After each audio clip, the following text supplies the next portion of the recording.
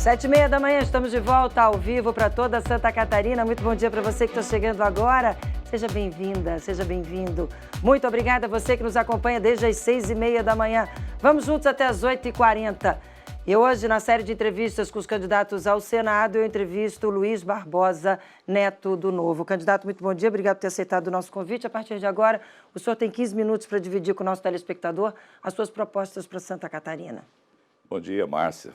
Prazer imenso estar aqui, aproveitar essa oportunidade de entrar nos lares, né, dessa penetração do seu programa, que é consagrado já dentro da nossa realidade jornalística. Então, para mim, vai ser um prazer imenso esclarecer alguns aspectos aí que é importante, porque nós só temos acesso à população em geral, principalmente nesses momentos, porque nós, do Partido Novo, já nos autoimpusemos algumas limitações, que todos sabem, né? Nós não usamos fundo eleitoral, não usamos fundo partidário, devolvemos esse dinheiro por julgá-lo imoral.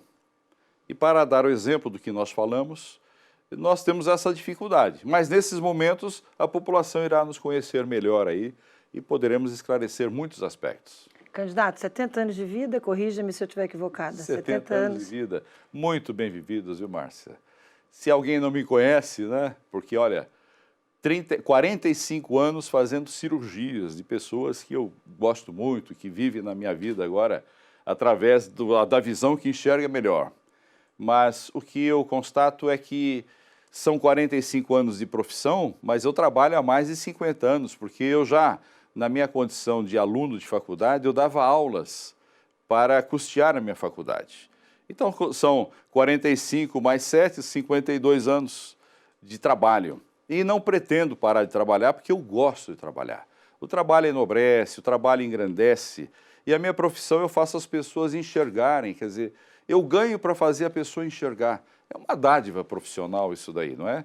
Mas eu também gosto muito de empreender, eu construo casas, eu fiz prédios, ajudei a fazer escolas, fiz o Hospital da Visão, que eu fui diretor durante muitos anos, mas eu também gosto de letras, sou vinculado à Academia de Letras, gosto de música, de esporte, de natação, de aviação, enfim.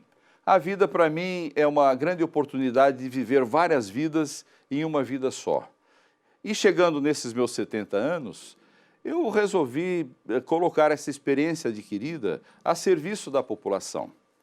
E um dos motivos é que, ao chegar a essa idade, esperando esse Brasil do futuro que todos nós ansiamos e sempre nos é prometido, eu constatei que ele não chegou. Mais uma vez, o Brasil do futuro fica à frente, aguardando que nós cheguemos a ele, não é? É como se fosse uma cenourinha na frente do coelhinho que ele corre, corre, corre e não alcança. Sabendo disso, olhando então para os meus 3 filhos, os meus 4 netos, eu pensei bem, né? Falei, eu posso ficar aguardando que as coisas aconteçam porque sim, ou eu posso construir esse futuro. E foi isso que me motivou, colocar a minha experiência de vida a serviço da população. Chegando ao Senado, caso o senhor seja eleito, o que o senhor tem de desafios? O que o senhor gostaria que marcasse o seu período de 8 anos em Brasília? A área da saúde, obviamente, seria um dos principais desafios? Também. Mas hoje eu observo que o Senado, ele não cumpre o papel que lhe é devido. Nós constatamos, por exemplo, que os senadores que são responsáveis em manter o equilíbrio da nação, manter os pilares da nação sempre de uma forma harmônica, o poder judiciário, legislativo, executivo, quem faz isso é o senador. Toda vez que um dos poderes estiver avançando os seus limites, o senador entra e vai fazer o equilíbrio dessa situação, seja no judiciário, seja no executivo e no próprio legislativo. No executivo, chamando, por exemplo, os ministros para arguições, para por que esse ministério não funciona bem, por que está acontecendo isso, aquilo. E no STF, principalmente hoje, que nós constatamos que eles avançam desmedidamente os seus limites, fazendo com que aquela estrutura, aquele poder que é sagrado para a nação, que nós precisamos que ele aconteça, ele não seja respeitado nos seus limites que a Constituição Federal lhe impõe. Então, nesse momento em que alguns componentes do STF usam dessa prerrogativa de ser um ministro do STF para defender bandeiras ideológicas, O Senado tem que chamar esse ministro e falar, escuta, ministro, por que o senhor está fazendo isso? Parece-nos que o senhor está avançando algumas leis que a Constituição Federal lhe atribui. Ele vai explicar. E a população precisa disso. Nós constatamos, por exemplo, que foi feito um baixo-assinado há pouco tempo, com mais de 3 milhões de assinaturas com a população brasileira, pedindo para o Senado, para o presidente do Senado, colocar em pauta arguições frente a alguns dos ministros. E ele não faz isso daí. Mas ele está a serviço da população, não a serviço das suas próprias interpretações. Então, constatando que o Senado hoje carece desse poder que lhe é conferido, eu pensei, precisa desse Senado alguém que tenha o passado limpo, um passado isento de máculas, como eu, por exemplo, que não está amarrado, algemado pelo próprio passado. Há senadores, por exemplo, são 81 senadores. Desses 81 senadores, somente 20, 30 que assinam petições para chamadas arguições dos ministros, por exemplo, do STF. Os outros não conseguem. Eles estão limitados pelos processos que às vezes existem no STF, que uma vez julgados poderão incriminá-los. Então esse é um dos aspectos. O outro é o Pacto Federativo, que é importantíssimo. Santa Catarina é um dos estados que mais produz na federação dentro das suas proporções. Somos o 6º estado, praticamente, que coloca dinheiro no Tesouro Nacional. E somos lá um dos últimos a receber de troca, de volta esse dinheiro, o mesmo dinheiro que é nosso. A cada R$100 que nós colocamos, nos retornam apenas 20.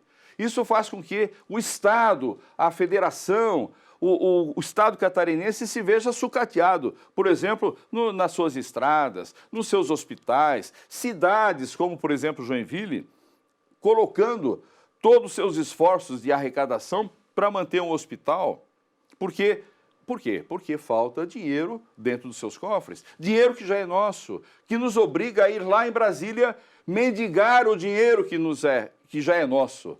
Aí recebemos o dinheiro e ficamos devendo favores. Isso não é justo. E há outros aspectos também muito importantes que nós poderíamos considerar, como acabar com privilégios. Fórum privilegiado, por exemplo.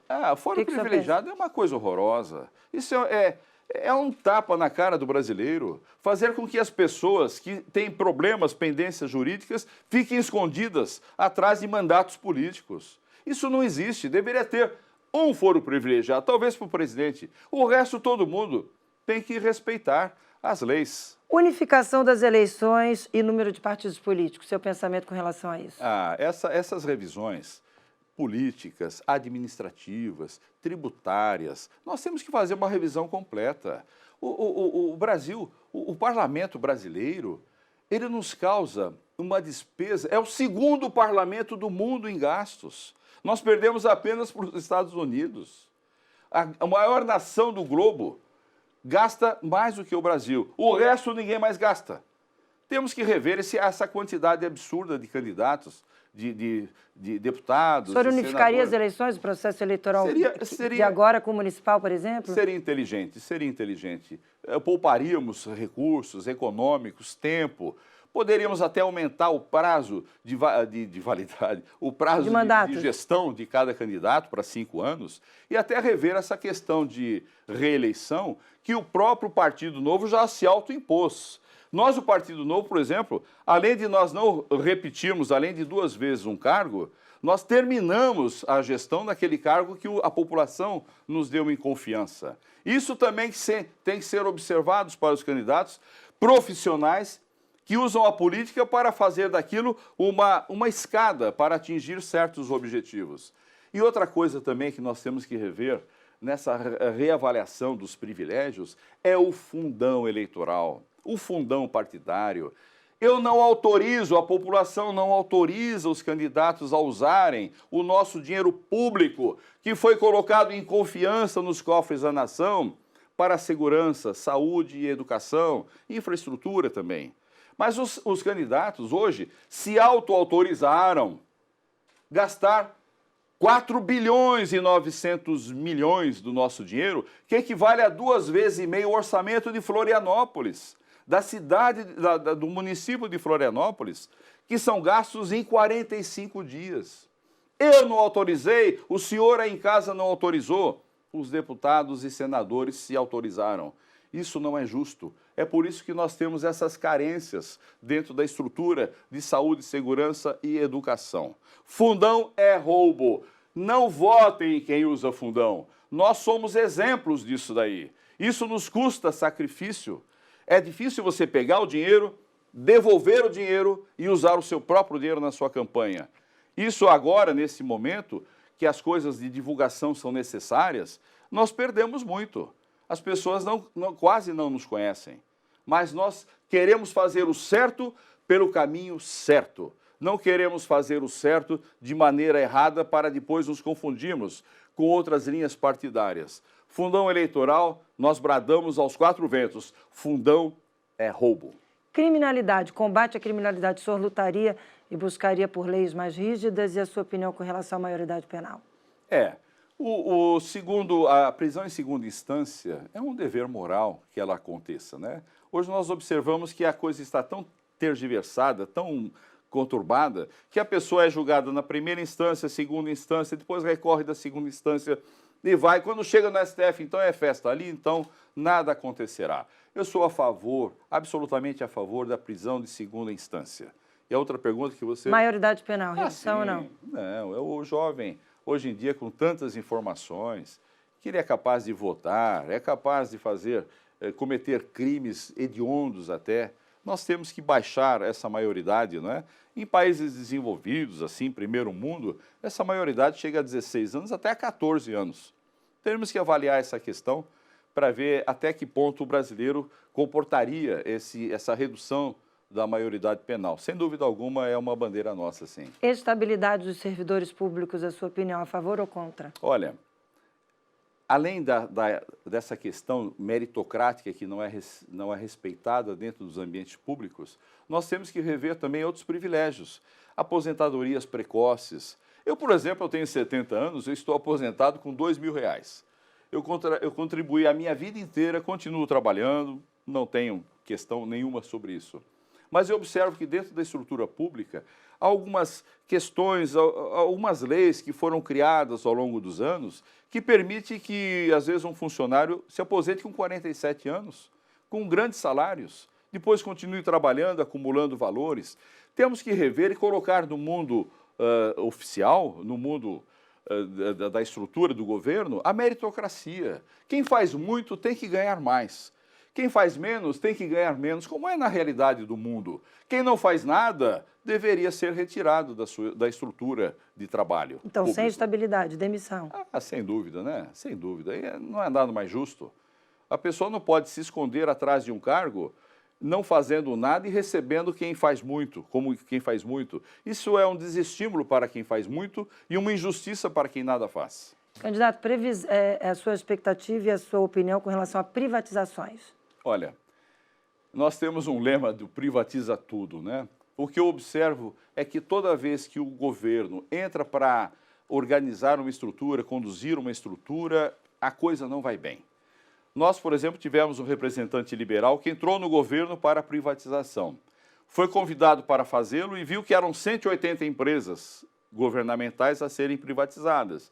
Depois viu que, na verdade, eram 280, depois confirmou que eram 420 e terminou vendo que eram 680 empresas. Todas elas, em regra, deficitárias. Temos que acabar com isso. Temos que colocar tudo numa realidade. E governo tem que fazer o que lhe compete. Saúde, segurança, educação, infraestrutura em alguns lugares. Na medida do possível, também privatizar as estradas, porque onde a gente paga certos pedágios, nós andamos muito bem. Onde não pagamos, que nem eu tenho andado o estado todo agora, e fui lá no oeste, está um horror. É um descaso, é um descalabro, é um abandono por falta de gerenciamento dessa estrutura do dinheiro e da aplicação desse dinheiro também. Como é que o senhor brigaria por mais recursos para Santa Catarina? Como? Pacto federativo. Pacto federativo. Dar ao que é do catarinense pelo que ele já fez. Isso é fundamental. Se não tratarmos a causa, nós não resolveremos os efeitos.